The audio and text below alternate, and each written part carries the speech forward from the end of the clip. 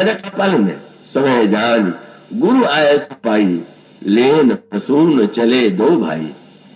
और वहां पर भी भगवान राम जब पुष्प चुनते हैं तो मर्यादा का इतना पालन कि नहीं कि वाटिका है तो इसमें हमें क्या पूछने की आवश्यकता है, लिखा हुआ है। भगवान ने वाटिका को देखा, भगवान श्री राम ने और वो सरोवर देखा, बाग तड़ाग बिलो की प्रभु हर से बंधु समेत, परम रम्य आराम यह जो राम ही सुख दे, चौदिस चितई। संकट फिर वही आया। भगवान राम ने चारों ओर देखा तो एक वक्ता ने कहा वो ढूंढ रहे थे कि सीता जी अभी आई कि नहीं है। ये तो बड़ा संकट है। और आज की स्थिति ये है कि श्रोताओं के स्तर और वक्ताओं के स्तर के लिए क्या हम कर सकते हैं। अब भगवान राम तो चारों ओर देख रहे हैं, वो स्वामी जी वर्णन करते हैं क्या देख रहे हैं। रूप बाग वर देखे जाई, जहाँ बसंत ऋतु रही लुभाई, लागे विकट मनोहर नाना, वर्ण वर्ण बर बेल बिताना, नौ पल्लव फल सुमन सुहाये, निज संपत्ति सुर लोक ले जाए, चातक कोकिल किए चकोड़ा, पूजित व्यंग नटकन मोरा, मध्य भाग सरसों सुहावा, मन सोपान विचित्र बनावा, विमल सलिल सर्जित बहुरंगा, जन खग कूजत गुंजत भिरंगा। अरे बाग तड़ाग बिलोक प्रभु हर से बंधु समेत, परम रम्य आराम यह जो राम ही सुख देते। यह वाटिका कितनी विलक्षण है, जहां पर श्री राम को भी सुख की अनुभूति हो रही। चारों ओर देखते हैं, उनको सर्वत्र एक दिव्य संतत्व की भावना का, श्रेष्ठ भावना का दर्शन होता है, आनंदित हो रहे हैं। और फिर मालियों से पूछना नहीं बोलते हैं कि क्या हम पुष्प चुन सकते हैं, क्या गुरुदेव के पूजन के लिए फूल चाहिए, अगर आपकी आज्ञा हो तो हम लोग फूल ले लें। पूछे मालीगण लगे लेन, दल फूल मुझे तुम। तो इस रस के प्रसंग का मध्य में तो एक ऐसा दिव्य रस है कि उस रस में तो कुछ क्षणों के लिए मर्यादा की विस्मृति होना ही स्वाभाविक है, लेकिन प्रारंभ में भी वही मर्यादा और अंत में भी पुष्प लेकर के लौट करके आए। विलंब हो जाना स्वाभाविक था। और वहां जब आए तो गोस्वामी जी ने तुरंत कहा, भगवान राम सीता जी के सौंदर्य का वर्णन करते हुए आए। अब मर्यादा का ये पक्ष नहीं है कि भगवान राम सीता जी की सुंदरता को देख करके उन्होंने आंख मूंद लिया, यह सुंदरता का वर्णन नहीं करते हैं। हृदय सराहत सी लुनाई, गुरु समीप गौने दो भाई। और फिर अब मर्यादा का फिर वही निर्वाह। संपुट में दोनों में गुरुदेव राम कहा सब कौशिक पाए। वाटिका में जो कुछ हुआ है वो बिना किसी संकोच के गुरुदेव के समक्ष रख दिया। और उसका अभिप्राय यह था कि आज मैं ऐसा अनुभव करता हूं कि मेरी मनस्थिति अब से पहले जैसी थी वैसी नहीं, पर है ऐसा अनुभव मुझे हुआ।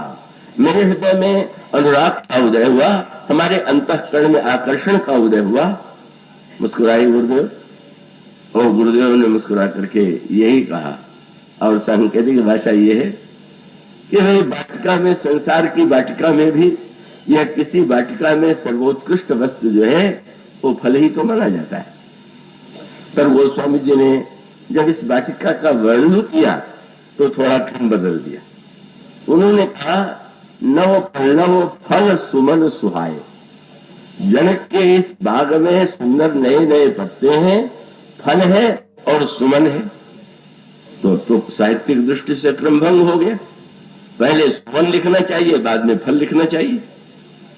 पर गोस्वामी जी ने क्रम उलट करके कहा नव पल्लव फल सुमन सुहाए।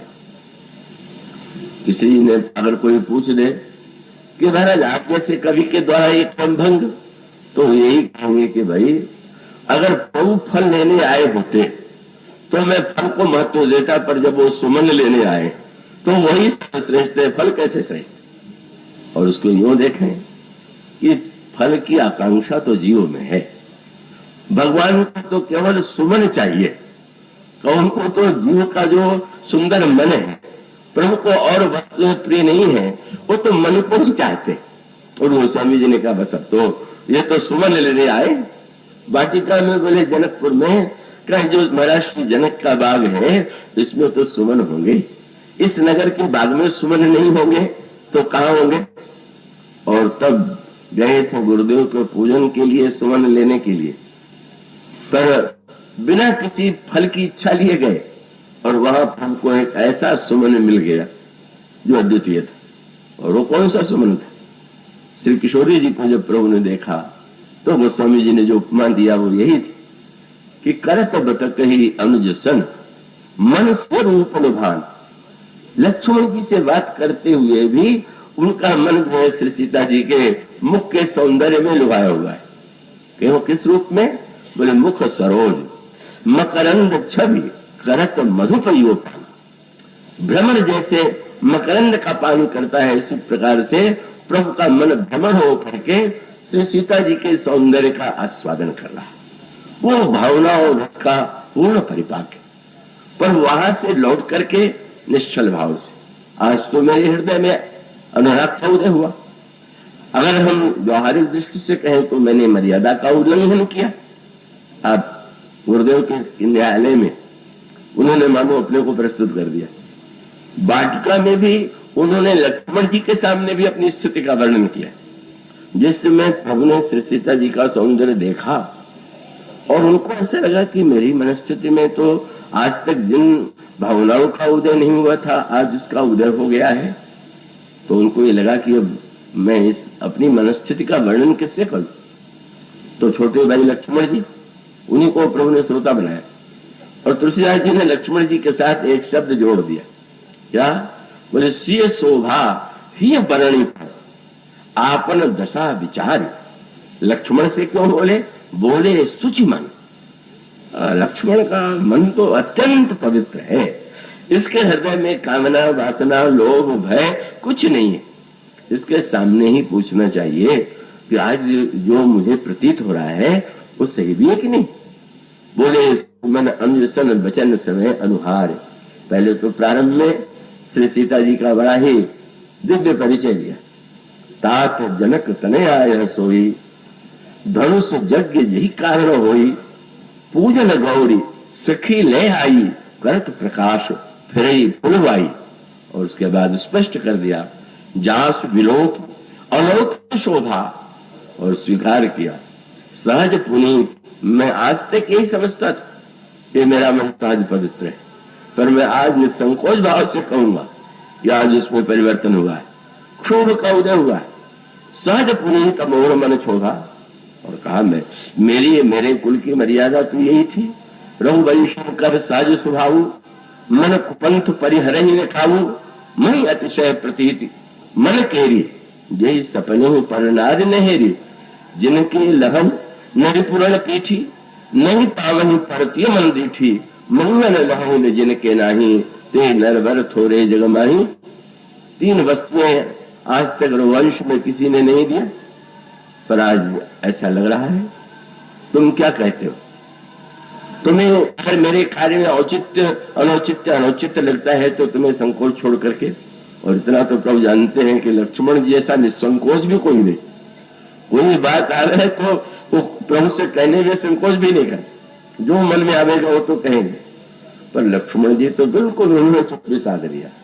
लक्ष्मण जानते हैं यहां मेरी भूमिका नहीं, मैं न्यायाधीश बन करके प्रभु के मन के विषय में निर्णय दूं और मैं कहूं कि ये उचित है कि अनुचित है, ये तो शब्द ही मेरे लिए बोलना दुष्टता होगी। और वो तो ऐसे चुप हुए कि आप देखेंगे पूरी उस वाटिका में बोले ही नहीं। जब लक्ष्मण नहीं बोले, गुरु जी के सामने आए तो अच्छा तो गुरुदेव से निर्णय कराना होगा, क्या जो कुछ हुआ है वो कहा तक उचित है। गुरुदेव तो सारा राज से जानते हैं। गोस्वामी ने तुरंत लिखा, उन्होंने मुस्कुरा करके कहा राम तुम फूल लेने के लिए गए, तुम फूल ले आए तो फल देना तो मेरा कार्य। फूल के बदले में फल तुम्हें इच्छा न हो पर मैं तो दूंगा। सुफल मनोरथ हो तुम्हारे राम लखन सुन भय सुखारे। तो एक और आज मैं गुरुदेव के प्रति आदेश लेकर के पुष्प वाटिका में जाना और फिर वहां भी लौट करके भी गुरुदेव के समक्ष उसी जिज्ञासु और शिष्य के रूप में अपने को प्रस्तुत करना, ये वह साधना का पक्ष है जिसे भगवान श्री राम ने अपने चरित्र के माध्यम से प्रकट किया।